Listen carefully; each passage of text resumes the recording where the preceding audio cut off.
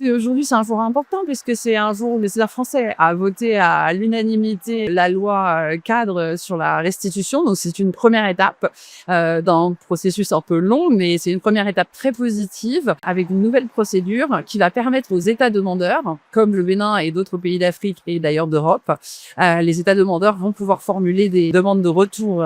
d'objets du patrimoine. Il fallait faire une loi spécifique pour chaque objet demandé ou pour chaque demande spécifique d'État.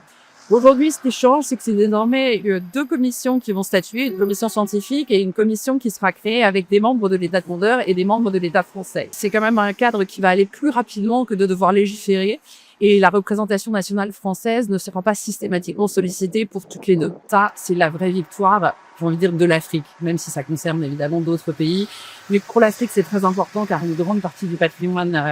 est à l'extérieur de l'Afrique et a été pillé pendant cette période coloniale. Donc, c'est très particulier parce que, voilà, aujourd'hui, on est sur un grand combat et même si les mots sont pas tout à fait les bons, même si la position française est un peu complexe,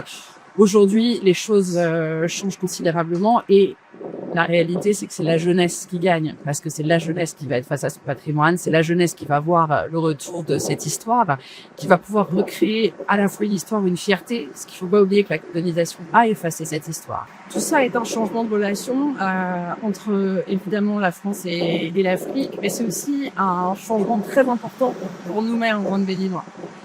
Pour les autres Africains sûrement aussi, mais pour nous-mêmes en tant que Béninois, voilà, on récupère notre histoire, on récupère notre patrimoine, on récupère notre fierté, on raconte l'histoire à nos enfants comme nous on veut la raconter, pas comme l'histoire qui nous a été imposée pendant toutes ces années.